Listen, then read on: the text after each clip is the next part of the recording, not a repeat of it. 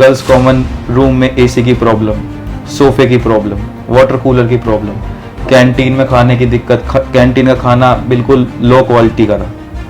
Sports के लिए students के लिए ना कोई प्रॉपर इक्विपमेंट है, ग्राउंड की हालत इतनी खराब, उनके लिए एक प्रॉपर डाइट भी नहीं है जो उनकी बॉडी को चाहिए रिकवरी के लिए और जो उनकी डेली प्रोटीन डाइट पूरी कर सके। बच्चों को पीजी लेके रहना पड़ रहा है और फ्लैट लेके रहना पड़ रहा है, जहाँ की रेंट कंट्रोल एक्ट है नहीं।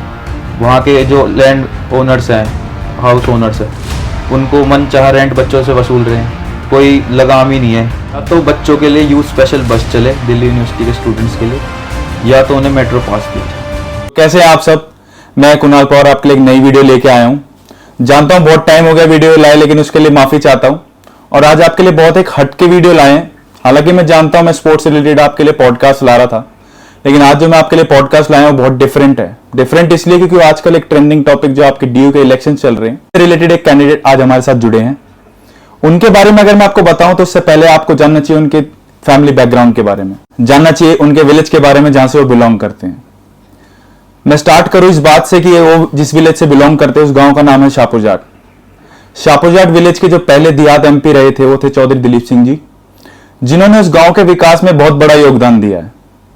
और खाली उस गांव के लिए नहीं, बाकी दिल्ली के लिए भी उन्होंने बहुत बड़ा योगदान दिया है। फिर अगर मैं बात करूं छात्र राजनीति की, तो इस गांव का इतिहास छात्र राजनीति के साथ बहुत पुराना है। जो पहले राजनीतिक नेता रहे थे छात्र राजनीति में वो थे शेर सिंह डागर जी, जिन्होंने ज्वाइंट सेक्रेटरी की पोस्ट जीती थी दिल्ली यूनिवर्सिटी में। कई सालों बाद दोबारा इस गांव में एक कैंडिडेट आया जिनका नाम था मोहित गरेड, जिन्होंने 2016-17 में डीयू ज्वाइंट सेक्रेटरी की पोस्ट जीती। तो आइए अब आज उनसे बात करते हैं जो हमारे गेस्ट हैं।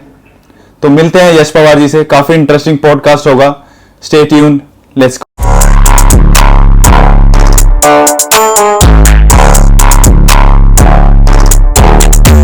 तो मिस्टर यश, आप ये बताइए कि आपने अपनी जर्नी की शुरुआत कैसे करी? मतलब आपकी एक हिस्ट्री रही है फैमिली पॉलिटिक्स की, तो वो चीज क्या थी जिसको आपने ज्यादा इन्फ्लुएंस होकर दिया कि हाँ मुझे स्टार्ट करना चाहिए? मतलब एक शुरुआत से अपने बारे में बताइए कि आपने इसमें आना कैसे सोचा। तो जब मैं 2018 में दयाल सिंह कॉलेज में मैंने एडमिशन लिया एज अ फ्रेशर, तो मैं जॉइंट सेक्रेटरी जीत गया था। भाइयों के सपोर्ट से, मुझे इतना सपोर्ट था कि मेरे भाइयों ने मुझे चुनाव लड़वाया और जितवाया। ये तो बहुत बढ़िया बात है कि आपने जॉइंट सेक्रेटरी की पोस्ट आते ही जीत ली। अब ये कहते हैं कि with big names come big responsibilities. तो रिस्पॉन्सिबिलिटीज तब आती है जब आपको कोई प्रॉब्लम्स फेस करने को मिले।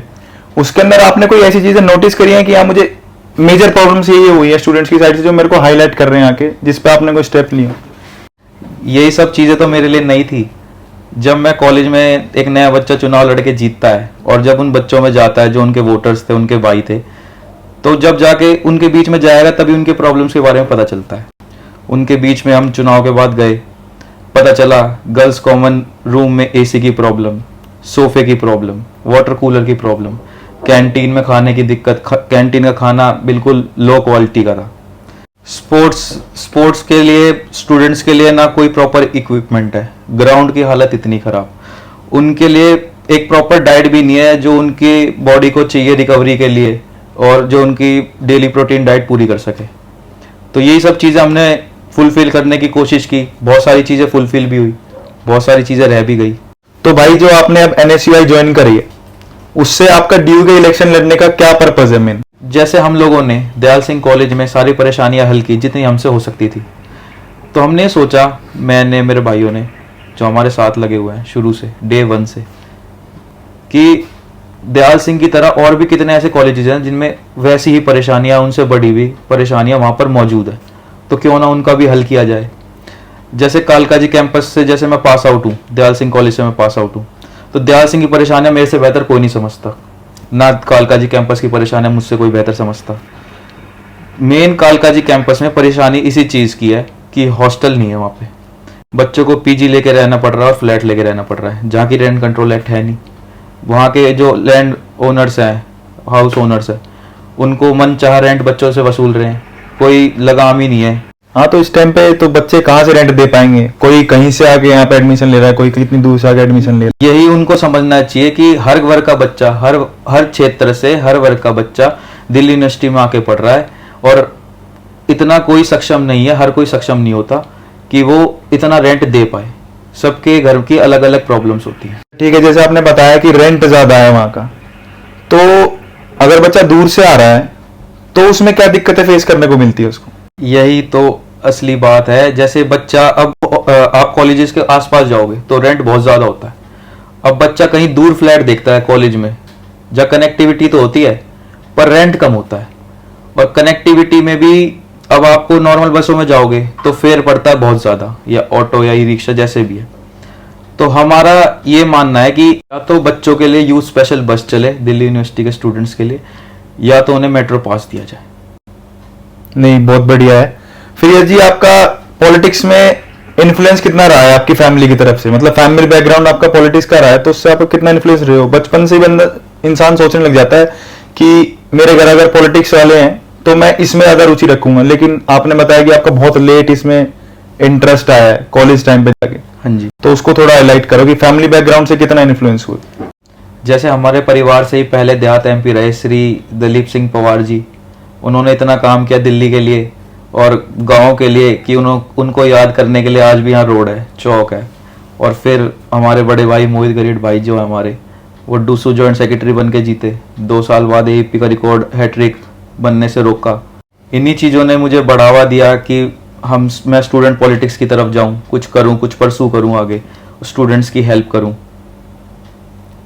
तो इसमें जब आपने एनएसयूआई से ज्वाइन करा, उसके बाद अब अभी आप अपनी जो भी कैंपेनिंग कर रहे हो उसका आपका मेन मोटो क्या है? मेन मोटो हमारा ये है कि जैसे मैं जॉइंट सेक्रेटरी बना तब हमने स्टूडेंट्स की हेल्प करी। मैं जॉइंट सेक्रेटरी बनने के बाद भी स्टूडेंट्स की हेल्प कर रहा हूँ। सीट पे हूँ तो भी, नहीं हूँ तो भी। 6 साल हो गए मुझे संघर्ष करते हुए एनएसयूआई के लिए और छात्र हित के लिए। और इस संघर्ष में एक प्लेटफॉर्म देना चाहता हूँ इस संघर्ष को, इसलिए मैं डूसू की तैयारी कर रहा हूँ एनएसयूआई से। बहुत बढ़िया बात है भाई। इसमें जैसे अगर आप किसी जगह से बिलोंग करते हो तो वहां का सपोर्ट ज्यादा मैटर करता है। आप कहीं से अगर बिलोंग कर रहे हो, जैसे आपने बताया आप शाहपुर गांव से बिलोंग करते हो, तो आपके विलेज का कितना सपोर्ट है आपके पीछे इस चीज को लेकर? भाई हमारे लैंग्वेज में बोले तो गांव राम होता है, और गांव के बिना कुछ नहीं है। ये चुनाव इतना बड़ा है, इसमें इतने कॉलेजेस आते हैं। मैं अकेला चाहूँ ना तो कुछ भी नहीं कर सकता। मैं अकेला कुछ भी नहीं हूँ बिना मेरे गांव की सपोर्ट के, बिना मेरे भाइयों के, बिना मेरे बड़ों के। तो अब जैसे सिंपल सी बात है, मैं कहीं बैठता हूँ या मेरे भाई कहीं बैठते हैं, सबका अलग अलग अलग अलग सर्कल होता है, ठीक है। उनकी कहीं जानकारी होती है, कहीं जानकारी होती है। तो जब गांव साथ देगा ना तो वो जानकारी इकट्ठी होती है, जब भी चुनाव निकलता है। मुझे मेरे गांव का पूरा सपोर्ट है, मेरे छोटे भाइयों का, मेरे बड़े भाइयों का, मेरे चाचा ताऊ का पूरा सपोर्ट है, जब हम चुनाव में इतना दमखम से तैयारी कर रहे हैं। नहीं, बहुत बढ़िया बात है। सपोर्ट होना तो बहुत जरूरी है।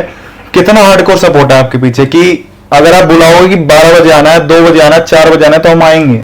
इतना हार्डकोर सपोर्ट है भाई, जैसे मैं 9 बजे बोलता हूँ ना, 7:30 बजे मेरे से पहले तैयार होके मिलते हैं। भाई इतना हार्डकोर सपोर्ट होगा तो एक तरफा जीत हो जाएगी आपकी। तो बहुत बढ़िया बात है भाई। मेरा मानना ये है कि हर एक कैंडिडेट को यूनिक होना चाहिए। बिल्कुल। अगर आप अपने आप को रिप्रेजेंट करें तो आप में कुछ यूनिकनेस होनी चाहिए। तो आप अपने आप को कैसे रिप्रेजेंट कर रहे हैं यूनिक कैंडिडेट के तौर पे? मेरी सबसे यूनिक चीज़ ये है कि मैं ग्राउंड लेवल पर रह के बच्चों की परेशानियां सुनता हूँ, और उन परेशानियों को सुन के वे परेशानियां उनकी नहीं रहती, वो मेरी हो जाती हैं। फिर मैं खुद की परेशानी समझ के उनका हल करता हूँ। सही बात है। इंसान जब तक ही नहीं सोचेगा, जब तक इंसान आप बीती नहीं समझेगा, तब तक वो कुछ नहीं कर सकता आगे जाके। मेरा मानना है बेसिक चीज, जैसे आप कहते हो कि पॉलिटिक्स है, उसमें एक तो पॉलिटिक्स हमारे देश की होगी, एक ये छात्र की पॉलिटिक्स होगी जो अभी आप रिप्रेजेंट कर रहे हो अपने आप को। उस पर आपका क्या टेक है कि ये इलेक्शंस क्यों होने चाहिए? स्टूडेंट पॉलिटिक्स होना इस वजह से ज़रूरी है क्योंकि स्टूडेंट्स का कोई रिप्रेजेंटेटिव होना चाहिए जो उनकी आवाज़ बने और उनकी आवाज़ को ऊपर तक पहुंचाए। क्योंकि छात्र राजनीति का मूल मंत्र ही विरोध करना होता है। अगर छात्रों पे अत्याचार होगा तो छात्र नेता ही उनकी मदद करेंगे, उनकी आवाज़ ऊपर तक पहुंचाएंगे। तो यश जी, इस इलेक्शन में आप अपने आप को कितना इन्वॉल्व रखते हो कि आप ग्राउंड लेवल पे सारी चीजें समझ पाओ? कितना इन्वॉल्व, क्या आपका डेली रूटीन रहता है? डेली रूटीन का अगर मैं आपको बताऊं तो सुबह 6:30 बजे हम उठ जाते हैं। 6:30 बजे उठ के जो भी हमारा जो बेसिक रूटीन होता है सुबह का, वो फॉलो करके अपना खाना पीना करके हम कॉलेज के लिए निकलते हैं 8:30-9 बजे तक। हम जो हमारा रूट होता है डिसाइड हो जाता है एक दिन पहले ही। हम अपने कॉलेजेस करने स्टार्ट करते हैं, कैंपेन करना स्टार्ट करते हैं। एक दिन में मोस्टली हम 5 से 6 कॉलेज कवर कर देते हैं। 5 से 6 कॉलेज कवर करने में 2:30-3 बज जाते हैं। फिर पूरी टीम जो हमारे भाई साथ लगे हुए हैं वो लंच करते हैं एक साथ।